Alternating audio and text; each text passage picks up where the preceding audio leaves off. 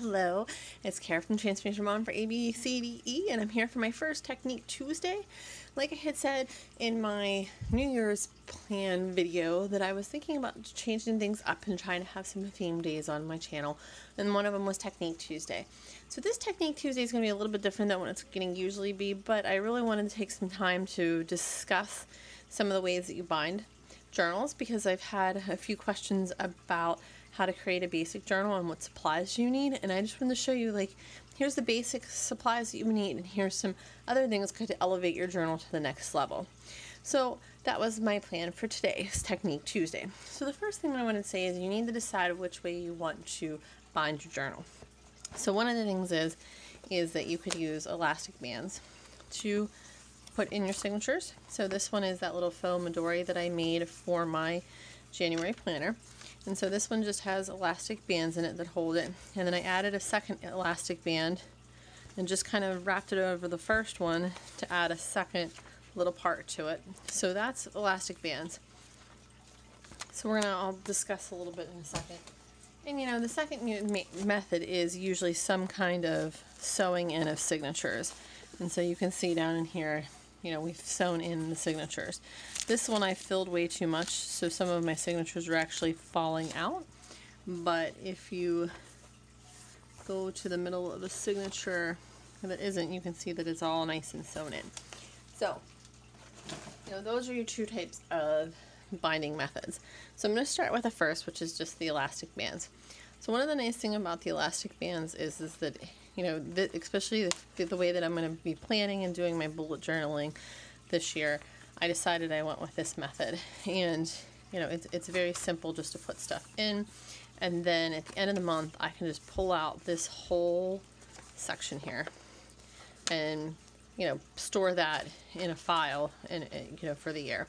And the same with my workout goals and my workbooks. So that's why I like this format, because you can change it up, and if there's a page you don't like, you could always tear it all, you know, tear out all these pages and just put in an extra page very simply.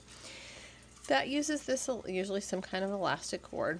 This is a big roll of elastic cord that I actually got off of Amazon. There's also little elastic cords that you could get very easily at Walmart. They're about 99 cents a roll. They usually have about 9 feet, so usually about 3 yards on them. So those you could use for that. So those would be the two basic supplies. You would need some way to poke some holes, some way to shove this in here, but that would be up to you. This one, you can see that I actually made the holes and made grommets on it. So, you know, an advanced tool for this type of journal would actually be something like a crocodile that, you know, would first, you know, it first punches the hole, so you can see how it comes down and it punches the hole, and then you would change it over here, and then you can see how this part comes down, and you would put the grommet in here and around your fabric, and you would be able to put a grommet in there. So that's kind of an advanced tool for that type. You could also use a simple, if you have a little hole punch, you could use a little hole punch and be able to punch your holes and then shove your elastic fabric through. So that's kind of, you know, the basics of this journal. So that's not too bad.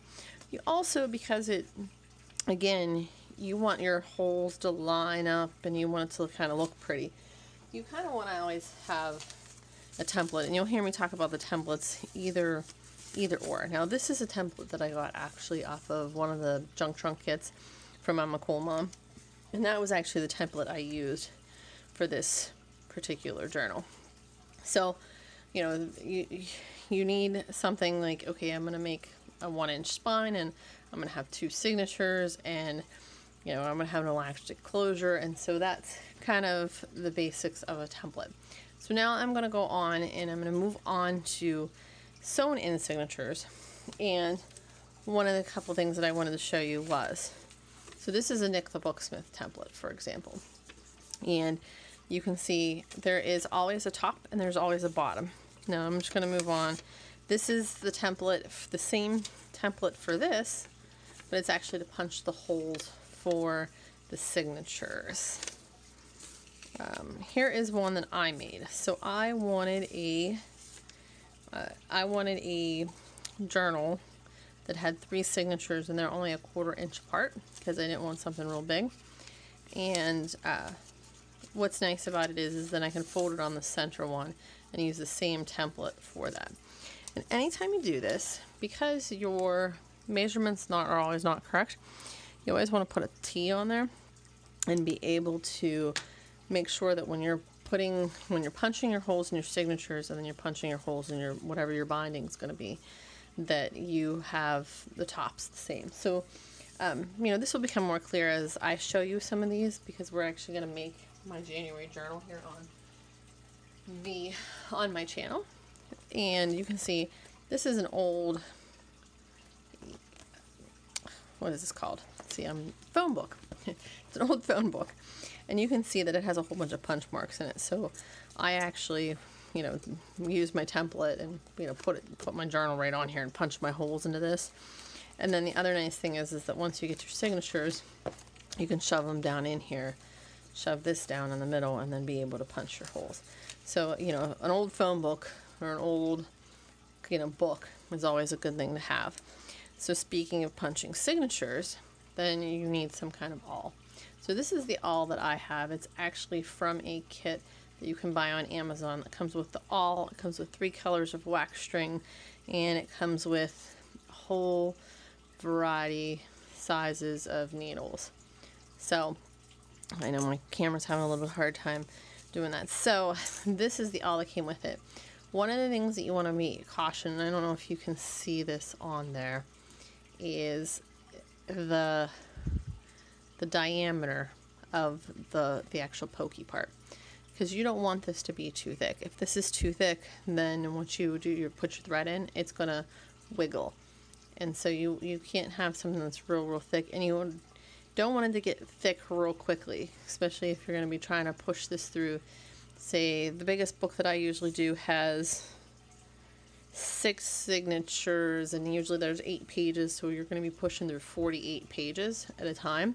So that's kind of, you know, you want to make sure that it doesn't get too big too quick, because otherwise the top signatures will have bigger holes than the bottom signatures, the ones that you have top in your fold. And again, this will all make sense once we start practicing a little bit.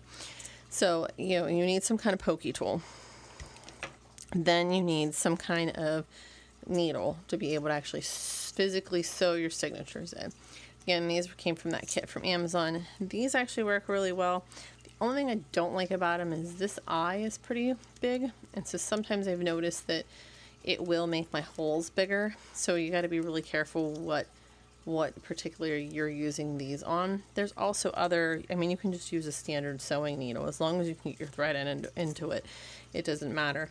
You may also need a wrench, or not a wrench, like a pair of pliers, because sometimes that when you put the needle through your binding, you really have to try to pull it out, and sometimes you will need some kind of pliers.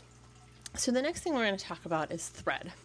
So this is a really great thread that you can just buy at Walmart. It's Coase & Clark, and it is just an extra strong upholstery thread. Now the thing I like about this is that it is really strong and it is really thin. I'm trying to see if I can get it. There we go. So this thread is really good. Now I like it, but when you use this thread, you need to be careful with your awl, and you need to be careful what size needle that you use, so that you don't end up with loose signatures because your hole gets bigger. So this is one that you can buy at Walmart. Very easy, very strong. This is actually waxed linen thread, and this is not one that came in the kit, but I also have 3 rolls that came in the kit. I really like this thread because, again, it's really strong, and because of the wax, it sews in and out very easily, and it glides a little bit easier, and so I find that I can get my signatures a little bit tighter with it, and so I really like using this. And you can always use embroidery floss. So this is just a big pile of embroidery floss, and I think I got this at one of the thrift stores, and so it just has all different colors, and so this is actually what I used to sew Abby's dolphin journal that you guys had seen on my channel last week sometime. So embroidery floss is always a nice option. Again, it's really thick. It's really easy to sew with. So that is, you know, 3 different types of thread that you could use. So now you want to take it to the next level. So one of the things is that as you start building your books, you're going to have your spine in the middle and you're going to have your front and your back covers. And you're going to need some way to space in between the front and the back covers. So this is a really great tool. It is by Colorway Arts. So it says Claudia, I think, Squio, Colorway Arts, and there's the information. And you can buy this on Etsy. And I actually haven't made the case yet for it, but what's nice about it is that if this was your binding, you could put this down, and then if this was your cover, you could use it to line it up, and this is 1/4 of an inch. So every time you have an exact 1/4 of an inch to glue down your spine and then glue down your front cover. So that is really nice, part of that tool. This one is 1/2 inch. I've never used the 1/2 inch one. I think it's just because of what I make. And then this thing is actually for a corner. So if you're making a fabric cover, now just, we're going to imagine this is the front cover, and it's chipboard, it has some kind of weight to it, and you have your fabric over this. You're going to put this right here, and you can be able to cut right along this tool, and it will give you the perfect mitered corner so that when you flip over and you put on, you know, put your 2 sides of your fabric onto this, that it will be perfect. So that is the basic binding tools that I like to use when I'm binding a book. So I'm hoping over the next couple days that we can actually make my January junk journal, and it will start making a little bit more sense. I hope you guys have a really great day. It's Kara from the Transformation Mom for ABCDE.